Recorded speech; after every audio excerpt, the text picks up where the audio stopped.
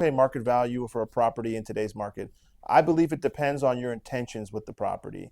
If your intentions are to live in the home for a number of years and you're going to treat this like a primary residence, then you're going to be looking at it with different eyes than someone that is looking at it as an investment property to see if it's going to cash flow for the next 12 months. So it truly depends on what your intentions are.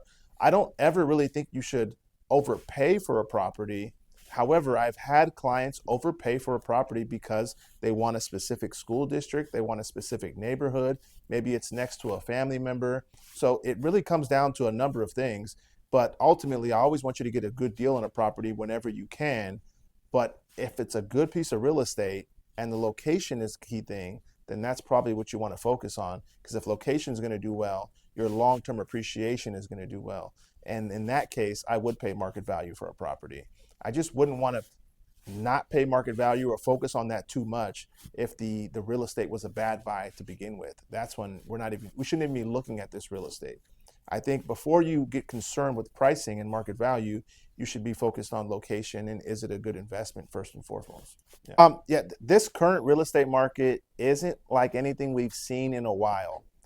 Because of the pandemic, it created this extreme surge in this interest to go buy real estate. And everyone was fighting over deals left and right. Everyone wanted to own a home. Everyone wanted to own an investment property. It didn't matter. Everyone was trying to put their money into real estate. And now things are kind of different because interest rates have risen so fastly.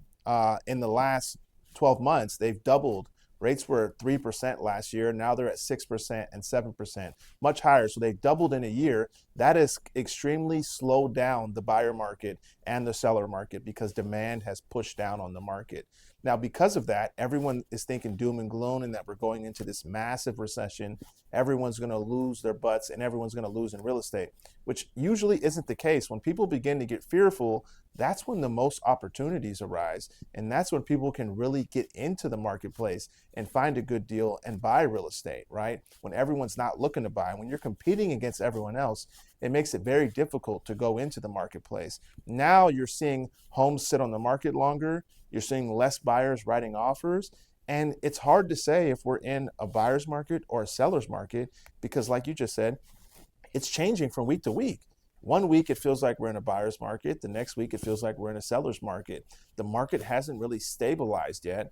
It's calmed down, but it hasn't balanced or shifted into one side, a seller market or a buyer's market. So it feels like we're in a balanced market right now, and the market's trying to find its way. And it all depends on what the Feds are doing with the rates, what's happening with our economy. But right now, there's still a ton of opportunity to go buy real estate. So the worst thing you can do is sit on the fence. That is the absolute worst thing, is just sit on your hands and say, I'm not going to do anything until I make sense of it, because you may be looking at some good opportunities coming right towards you and you may miss them if you're not in a position to take action. This is a tricky question. Would I buy a rental property that had a negative cash flow? And generally, right off the bat, I'm thinking, no way. I would not buy a property if it's going to cash flow negatively each and every month, which means I'm going to have to come out of my pocket to make the mortgage payments because the rent and expenses don't equate into a profit. And the reason of buying real estate is for a profit. So that goes against my principles, and I don't think I would do that. Now, I've seen people do that, and the luck of appreciation saved them, and the market went up, and then they actually were able to cash flow on the property and make money each month. So that is something that could happen, and you could make money on that property, but going into it with a negative cash flow is not a good idea.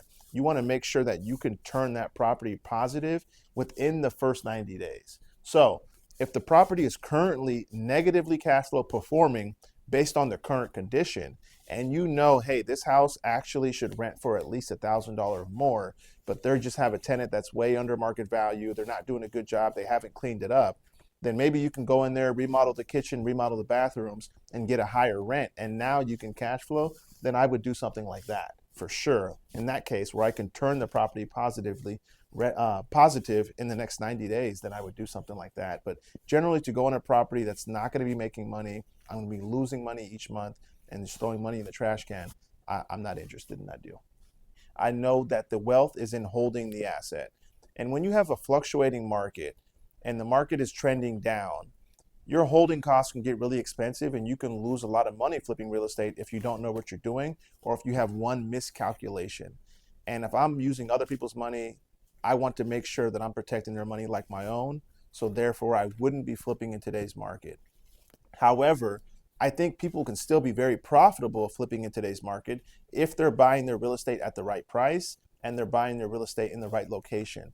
Location being most important and the right type of property. You have to know what's in and what's out. If you want to go flip a one bedroom condo and there's not going to be a lot of demand for a one bedroom condo, it is the entry level, but there's not, most of the buyers are looking for three bedrooms, two bath home with a front yard, two-car garage, and a backyard, right? That's what people are looking for. So you want to be flipping where the demand is and what people are actually looking for. And you don't want to flip a house that's 800 square feet, right? You want to find something that's 1,500 square feet or larger. So there's rules to flipping, but me personally, I want to buy and hold. That's the style of investor I am. That's the type of investors I work with. But a lot of people do make a lot of money flipping, and they flip in every type of market. And ultimately, it comes down to how good of a deal you can get on the real estate. If you can get a really good deal in a really great location, then go for it. But if it's so good that you could flip it, then my question is, if it's that good, why wouldn't you just buy the property and hold it, cash out, refinance, and go buy something else? So that's ultimately why I wouldn't flip property, but maybe someone else will teach me why. I don't know. Yeah. How do I determine my goals and then how do I go after my goals? It's funny that we talk about that because, in real estate and in life in general, goals, it's okay for goals to be selfish, right? And a lot of times people's goals are selfish.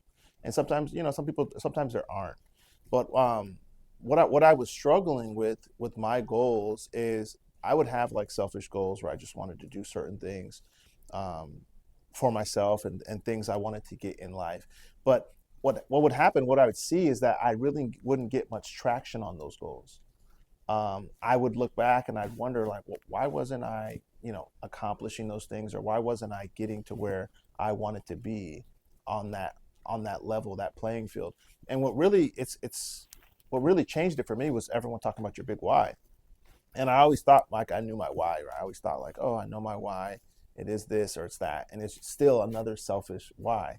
So what changed for me, and it really changed the way I go about my goals and the way I do everything now, is I started thinking about things that are bigger than just myself, right? And when I started thinking about that at a deeper level, I realized, well, if I can accomplish this goal, think about what I can do for my family. Think about how I can give back to my community. Think about what I can do for my legacy and how you can really help people. And I saw someone talk about this on stage where someone was going to quit their job and go help and do volunteering in another country.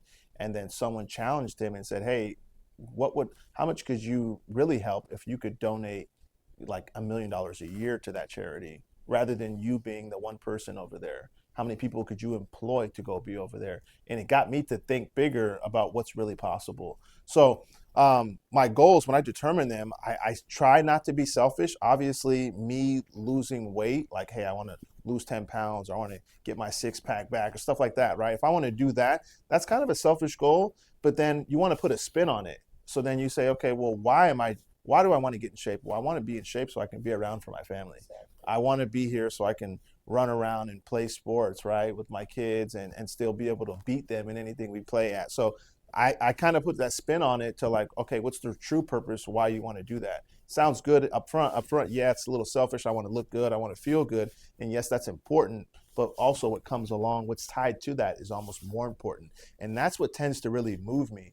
When I make selfish goals that just about myself, I don't really see myself get as much movement. But when I start thinking about how it could affect the people around me and the world around me, right, then I can start seeing traction in those goals. Um, and then as far as accountability and taking action on it, I do a lot of the things that you said you do, right? I tell people around me, hey, this is my goal. This is what I want to do. So they can remind me of my goals and I can stay focused on those things and go after them and make sure that I stay on track to accomplish those goals.